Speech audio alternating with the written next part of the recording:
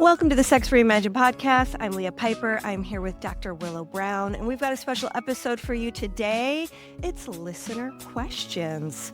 So let's just dive in. But before we do that, let's actually talk about some really fun things that are going on this summer.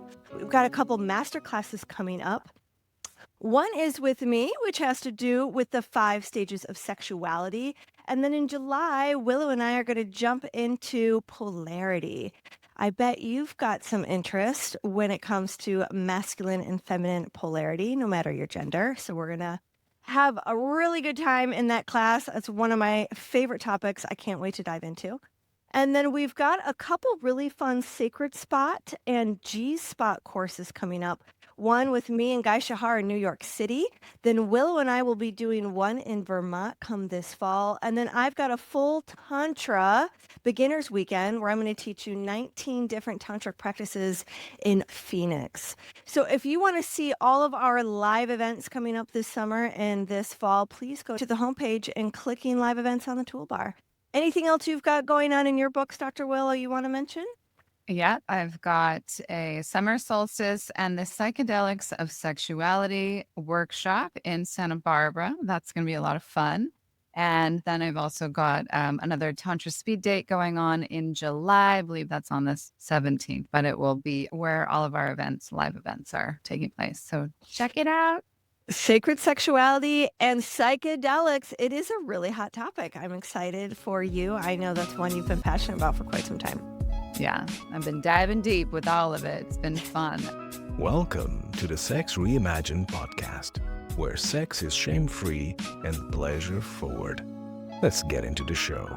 Okay, so let's dive into these questions that we've been getting from listeners. These are really good questions. And we know that if one person has this question, then many people have this question. So that's why we're doing this episode today, just so we can kind of give our 2 cents on these really just thoughtful and important curiosities that people are tossing our way. So the first one is, I've had past trauma around intimacy, and I'm scared it affects my current relationship. How do I talk to my partner about this without shutting down or feeling too vulnerable? Well, first things first, we really want to acknowledge that it's really brave to bring this question to the forefront. So many people have had some kind of traumatic experience when it comes to boundary violations and sexual abuse and sexual trauma, so on and so forth. So we know that it's a sensitive topic, and we really appreciate the courage that you're taking in asking it. And you're right. It takes a lot of vulnerability. And so my first thing I want to acknowledge is not to shrug away from the vulnerability, but lean into the vulnerability. And what's really key about that is making sure you've got enough trust within your relationship that you can be vulnerable with this person. I'm curious, how long have you been seeing each other? If this is someone who's really shown up for you, I think it's a great idea to take the leap of faith, because my experience, having also had a lot of sexual trauma in my past, is I've never had a partner who, if I shared it with, haven't treated that with a lot of sweet consideration and have been really caring in the holding of that. That doesn't mean everyone has the skill to help you around sexual healing, because that does take Skill. sensitivity. Yeah. And, anytime you're bringing something vulnerable or sensitive up with your partner, the best thing that you can lead with is like, hey, I've got something I want to talk to you about, and I'm feeling really nervous about it. I'm feeling like it's very raw, it's very tender, and it feels very vulnerable to share it with you. So just setting up the conversation with that lead is going to disarm the other person from feeling like you are attacking them or criticizing them or judging them in any way.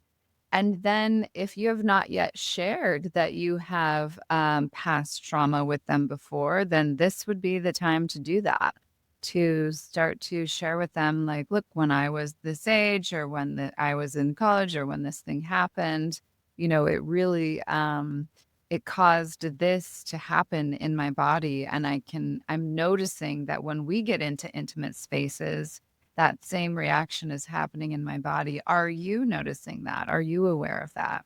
And sort of just like opening up the conversation so that it's not so much of like, it doesn't always have to be this really heavy thing. It can be a back and forth and like, let's help each other out to get to a place where not only better intimacy is happening, but healing is happening through that better intimacy. Yeah, and the very best thing you can do is speak with a therapist, a coach.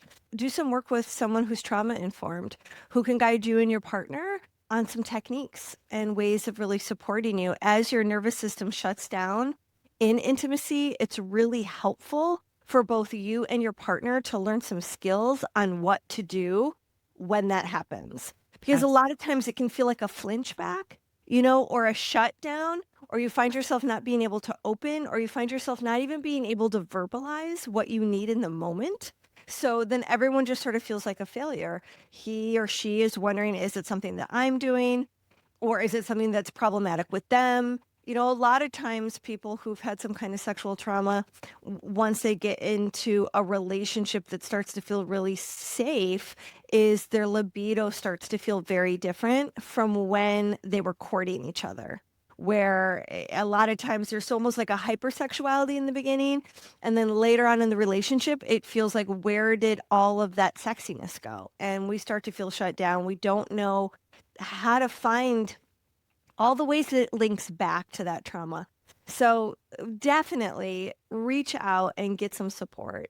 Yeah, reach A lot out of to one people, of us. We both can definitely support and have helped many people through these, deep old traumas that get stuck in the body. And I'm curious because I know, Leah, you went through pretty significant sexual stuff as a child. And there is a point, I mean, what I see in you is you are healed, like you are complete from that. I went through my sexual trauma later on in life when I was 19. I was a little bit more older, more resourced, and I feel totally, completely healed from that. I'm not carrying that in my body in any way. So it is possible, is what I'm saying. And what would you add to that, Leah, that, the possibility of being fully healed? well, it's totally in your reach. It's in everybody's reach. And it does take some tenderness and vulnerability, and you have to be willing to trust other people to support you through the process. My experience is we're not supposed to do all this alone. Yeah. Yes, there's lots of things you can do to heal yourself. And sometimes you have to take a part of this journey as a solo journey, so that you can understand, and there's ways with which you can somatically do things to help heal yourself. And that's really wonderful and it's critical. But there's comes a time when you also have to take this journey with someone. And your partner is probably, or partners, is going to be in a really important process to that healing, and working with other practitioners that can continue to help you along the way. It's a rich journey. It's not something that I would be afraid of. It's something that I really encourage people to wholeheartedly embrace, even though it's scary. It's painful to look back and to feel all those sensations. But here's the truth. You've already made it through your past, and that was the hardest part. Going back and revisiting some of it so that you can finish emotionally digesting it out of your system and out of your body is much easier than having gone through it the first time. So I really hope, if you're struggling with this, that you have hope, It can because feel like, so many rewards. You will get paid back, and a lot of times the payback is immense pleasure and transcendent experiences. absolutely.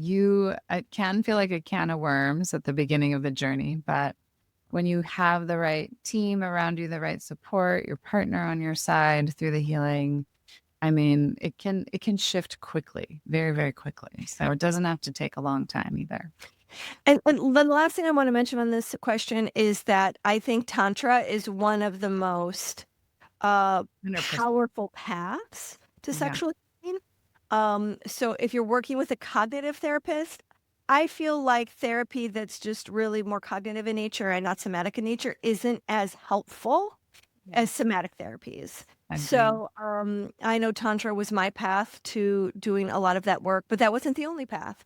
I also did things like IFS and a lot of other things that really got me through interesting chapters of the process.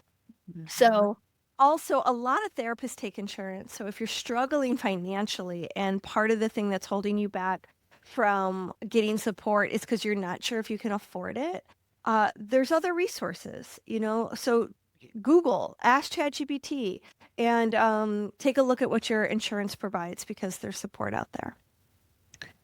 Next question. We've been trying to reconnect after a rough patch. What are some creative date ideas or ways to break out of our routine and reconnect emotionally?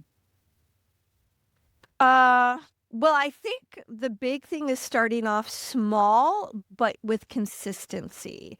So I think small rituals is like a really great um, is a really great first step in reestablishing, a trust and connection and leaning into each other again. So yeah, so something a small like intimate ritual could be something like, first thing in the morning when you get to the point of talking to each other, just having a moment of gratitude. Like what are you grateful for?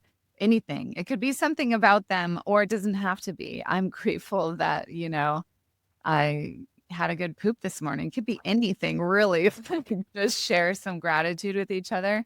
Because when you're in a state of gratitude, you are moving toward a state of joy, and joy is the highest frequency of all emotions. So, you need to kind of have these frequent little gratitudes. And even if it's something small about your partner, that can go a very long way to rebuild after a rupture.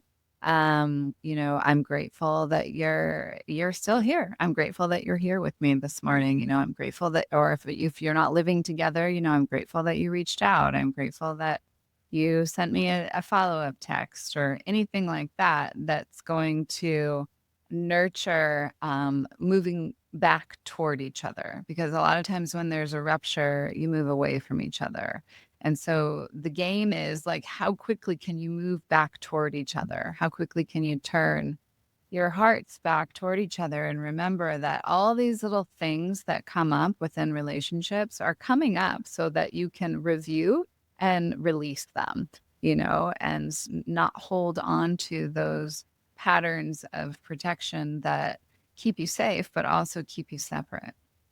Yeah, so in the spirit of that, small gestures are really big and are really important. So caressing each other more, hugging each other more, reaching for their hand, inviting them to do things with you, even if it's just cuddling and watching TV, going on walks and holding each other's hand, holding each other's eye contact for longer than a second.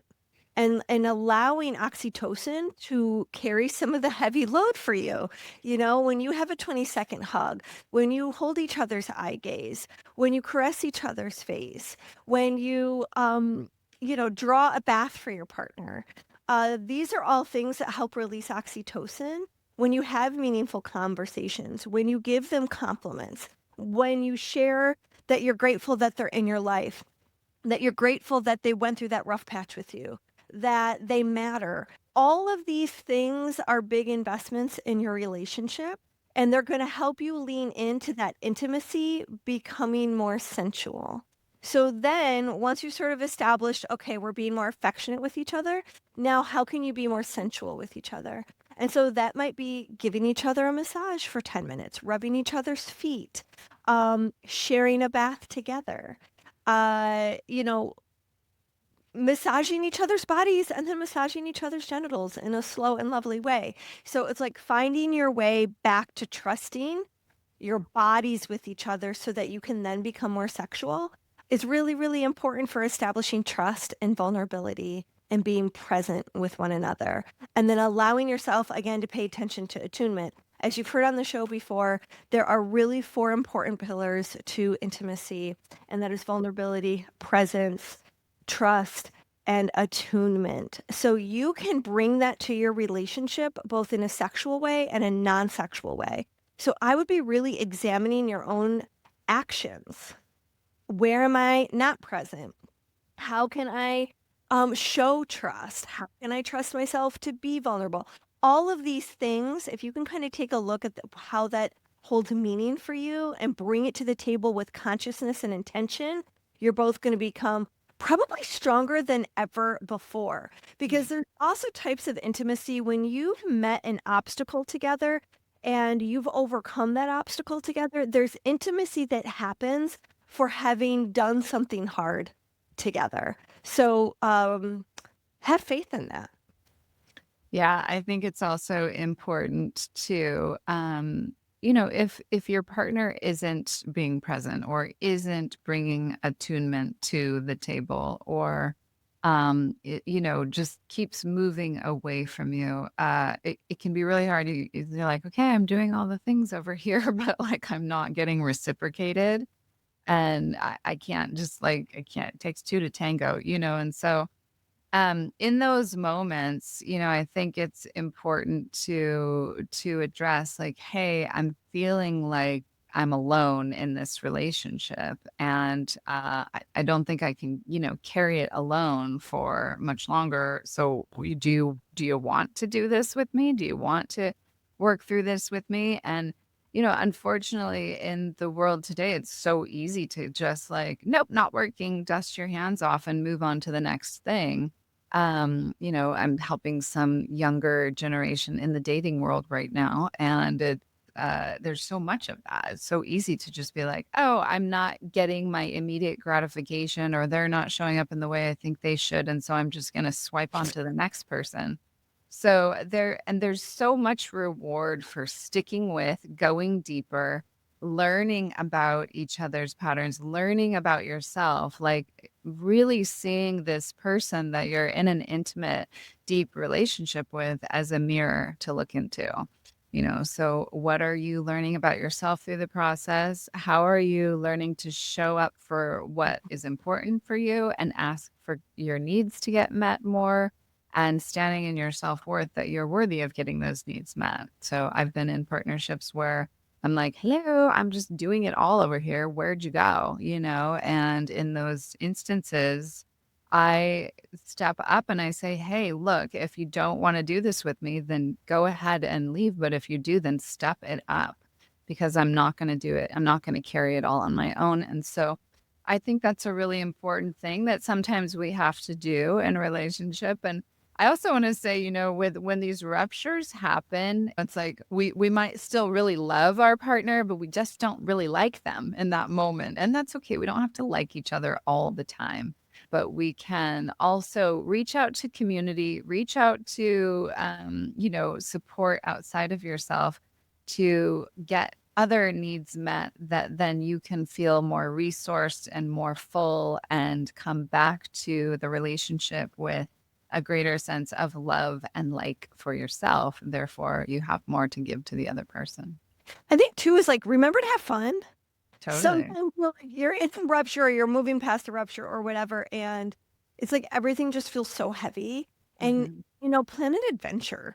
Remember to have fun together. Like that was the thing that brought you together probably in the first place, is you enjoyed each other's company. You had fun. So break out of the routine. And I think, our brains are really wired to have sort of a negative bias. And so we tend to look for what's wrong. We forget to look for what's right, which kind of comes back to that gratitude. It's like, make up a list of everything your partner does right, and then shower that with them every day. Give them 3 things from that list that goes, I love this about you, and I love this about us. And make it more fun to be together, laugh more. These are the things that can really reconnect you.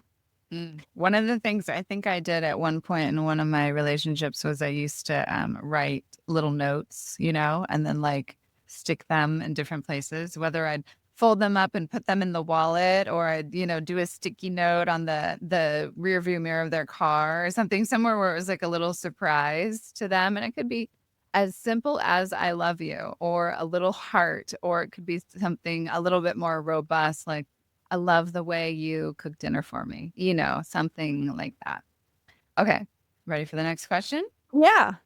I'm curious about polyamory, but I don't know how to bring it up with my partner. What's a good way to start this conversation? So I feel like the word polyamory in and of itself can be a little bit loaded and really like trigger people.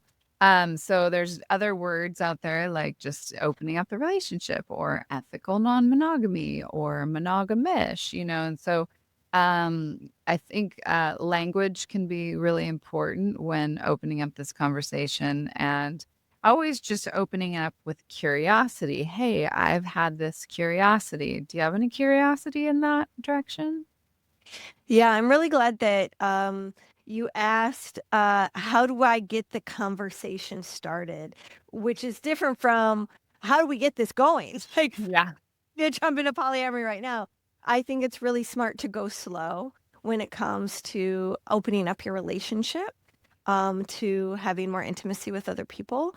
I think also having a shared experience where you listen maybe to a podcast episode on polyamory together and you're asking your partner, hey, what do you think about this? What are your thoughts on open relationship? What scares you about it? And what is there anything that excites you about it? And ask them what they think before, instead of starting necessarily with what your desires are, which could cause that feeling of threat off the that way. And I think also when you start asking them what they think and feel about things, it it doesn't necessarily lead with defensiveness for them. It still could bring up lots of different feelings, especially if they're dead set against it. And also before you hop into bed with other people, I would really encourage you to work with a polyamory coach or non-monogamy coach so that you have some really great tools to help you through any sticky points, because there's going to be sticky points. It is a path that very rarely is super smooth sailing. And then, you can sort of make it all about curiosity, not about action at first, so that you two are, or three, not yet, not three, you're not yet, are in real inquiry about all the different corners that this brings up for you, from titillation to fear of scarcity, fantasies. Is it that you want to have sex with other people, or maybe you just want to be sensual with other people? There's so many ways to have an open relationship that could be, it's not always all or nothing. Mhm. Sometimes it's just about having, cuddle buddy friends and people who, it might be a little bit of genital touching, or it might not be any genital touching. There's so much range. Mhm. So this just isn't a simple answer question. One book I would recommend reading is The Ethical Slut, because they've got some tools and ways for you to think and talk about the subject.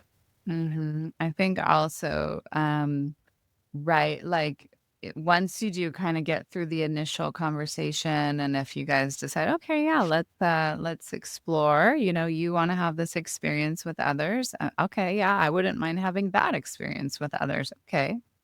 And then write it down. Like this is where a third party therapist or coach can come in really handy, is to like get it in writing what your sort of boundaries and parameters are for this first level of exploration, because so quickly things can go off in some other direction. You're like, wait, I didn't agree to that, and then it feels like a betrayal, it feels like a breach in trust. So it can be really useful to have everyone on the same page. There's so many books out, Polysecure. There's, so many books out to read around how to do this well and with the least amount of rupture. But I think that, if you're in a strong, healthy relationship, that's another thing. Sometimes people want to open up the relationship because things are just not healthy. They're rocky. They're going in the wrong direction. That's probably not the right time to open up the relationship, unless you just want to end it and that's how you want to end it. We certainly have seen that in our practice plenty. But if it's a good, strong, healthy relationship and you're like, yeah, we just want to explore more, we want to, see what else is out there, or one of you does, and you want to open that up to the other person, then it can actually really enhance and deepen your connection quite a bit. So I would say these days too, with that being more acceptable and a lot more people exploring it at all ages and different stages in life, there's just a lot more, support around it, education around it. So don't be afraid to bring it up, because sometimes even just talking about like bringing in a third person or you being with somebody else while they go be with somebody else, sometimes that's just like titillating enough, just the conversation, and it can make your sex that much hotter. So, it could just be that's all you need. So don't be afraid to bring it up. If it's in your heart, if it keeps coming up in your mind over and over again, then it's a conversation worth having. We had an interview with Dr. Jolie Hamilton on Mhm. jealousy, and she's someone who has a lot of experience and is very well known in the polyamory space. Look up that episode if you'd like some more information from us. Absolutely. Another question we got is, I often feel guilty after setting boundaries around sex, like I'm being selfish. So, how do I know when I'm taking care of myself versus pushing them away? That's a really great question because it can be both. Sometimes you are pushing someone away with your boundaries, and you're using your boundaries to control someone versus staying safe. So your boundaries are an important skill set to have in relationships, to honor yourself, honor your partner, to insist on respect, and to help yourself feel safe so that you can remain open. But a lot of people will use boundaries, the name of boundaries and the right to have boundaries, to enforce some sort of control over someone. So I think it's really important that you understand the difference between healthy boundaries and the manipulative type of boundaries. I feel like boundaries also are, they can shift and they can change. They're not like rules. They're not set in stone, so they can shift and change as you shift and But change. some people, those boundaries are rules. Yes, They never want exactly. to be touched in a certain way or whatnot. Yeah, that's what I was just about to say, is like I often will break down boundaries into sort of like two legs, which is like requests and requirements. So if it's like, hey, I'd really like you to, go down on me every Sunday afternoon, but if you don't, I'll stay with you Yeah. and it'll be fine. Yeah. That's a request boundary.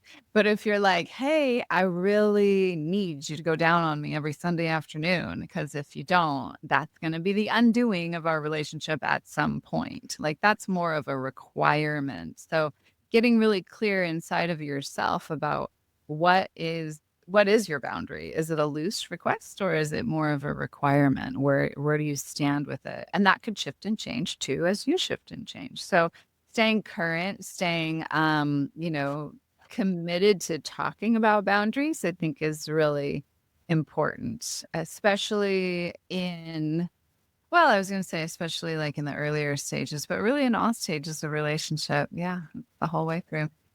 Yeah, and I think a good measurement is just like watch your sensations. Boundaries are self-care and boundaries are not at the heart. It's selfishness. It's not selfish at all to have boundaries. It is self-full. It is Mhm. so important for the health of our relationships and for the integrity of our relationships. It's really okay to say no. And it's also okay to change your mind about something. But are you doing it from a place of pressure or are you doing it from a place of true desire? So we have to really sort of notice, do I feel more peace? Do I feel more safe? And do I feel more open when this boundary is in place and it's respected? Mhm. So really sort of notice your body sensations is another kind of somatic approach to really understanding boundaries. And sometimes for people, especially people who've had a lot of boundary crossing in their past, who've had sexual trauma in their past, boundaries can feel confusing because it can feel like I'm not allowed to have boundaries because someone violated them in the past. Or I have to have boundaries because I'm sorting out, can I trust again? And so boundaries can be is such an important part of healing and and to stay really in your agency, that you've got agency over yourself and you allow yourself to have that. And and really ask for your partners to care for you in that way. Yeah. Yeah, it's so important that we don't feel guilty about our boundaries. Yeah. I was just going to say, everything you're speaking to is really the antidote to the feeling of feeling guilty about them. Because, a lot, like you said, like sometimes the guilt is coming up because of some other past time, some other previous imprint experience, so this is your opportunity to bring that up and heal it right here and now. So don't let it slide. And I think it can be really helpful when you share with someone when this boundary isn't honored, it impacts me like this. Yeah. These are the thoughts that arise. These are the feelings that happen. This is the resentment that gets um that comes to the surface. So when you don't honor this boundary, I don't feel cared for. I don't feel seen. I don't feel like you are really listening. It shuts my heart down. It makes me want to avoid sex. Like get really clear about the impact of that boundary not being respected so that they can understand what it's doing and how it's, you know, having a hard time with words today. Just like, yeah, bottom line, how it impacts you. I don't think I Yeah. have to explain it. You're doing great, actually. You're very eloquent this morning. Should we do one more question? Sure. Okay. I've been struggling with body image and it's making me less confident during intimacy. How can I work on loving my body and feeling sexy again? Oh, it's such a tender one. And we can all relate. Yeah, yeah, yeah. I think it's one of the things that can be really helpful is that you bring your attention on your sensuality, less on what you are perceiving by looking at an image of yourself and more going inside of your body and sensing and feeling what feels good in your body. Mhm. What feels lovely? So it's like close your eyes and then feel and caress your skin. Notice the curves or the edges. Even sometimes I'll do this with like my stretch marks. I will trace my stretch marks with so much curiosity and I'll notice their sensitivity. I'll notice that I like the texture and the different textures of those stretch marks as compared to my smoother skin. Like I'll really go inside and imagine the sensuality of my stretch marks instead of thinking of them as something that isn't appealing.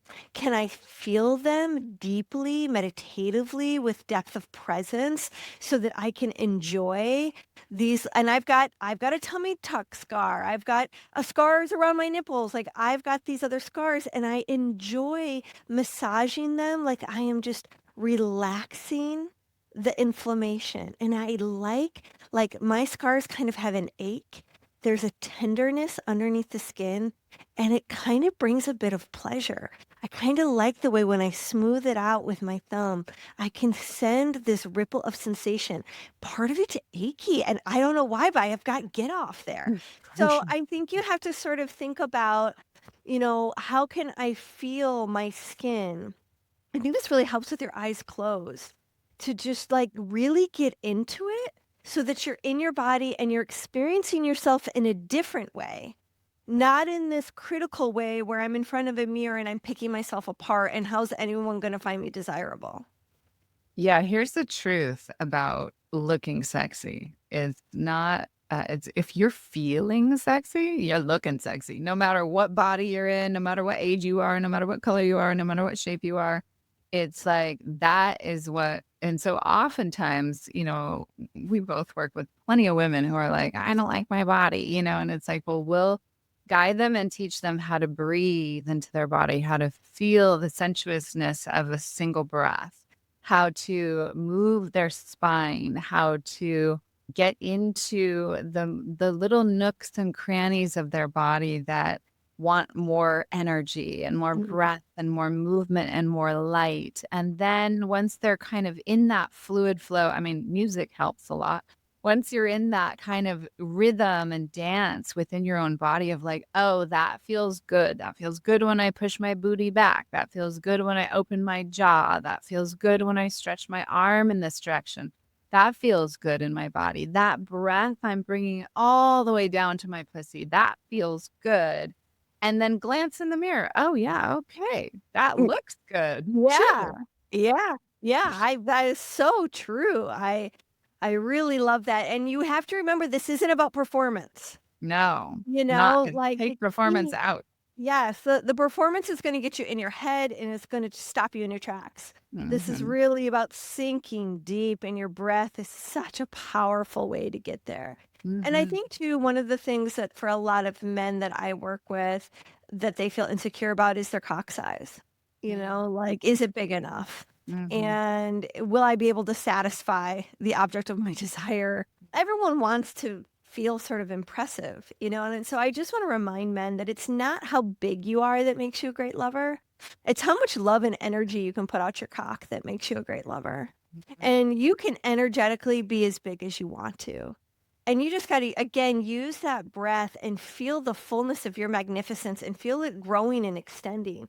And when you're really loving someone well, you're fucking them open, not just at their genital zones, but you can fuck them open into their belly, into their heart, into their throat, into their brain. You can fuck them wide open to every part of their system with that energy cock. And so I think this is also a mindset shift of Mhm. being able to know that you're more powerful than you can imagine and you go beyond your skin.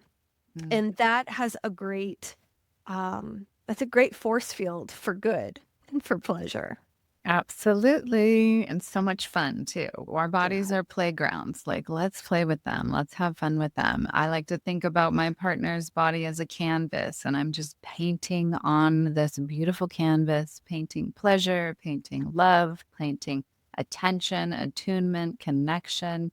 And I mean, if everyone got painted on every morning before breakfast, we'd be walking around in a different world for sure. So, paint on yourself, paint on your partners, and don't be shy. Yeah. Thanks Yeah. for all the amazing questions, you guys. These were great questions. Keep them coming. This is a fun style episode for us, and we love to support you in what you are most in the moment with. Yeah. So if you've got questions that you'd like us to answer on air, please email them to support@sexreimagined.com. And your question could be featured next. Thank you so much. Love, love, love. Thanks for tuning in. This episode was hosted by Tantric Sex Master Coach and Positive Psychology Facilitator Leah Piper, as well as by Chinese and Functional Medicine Doctor and Taoist Sexology Teacher Dr. Willow Brown. Don't forget, your comments, likes, subscribes, and suggestions matter. Let's realize this new world together.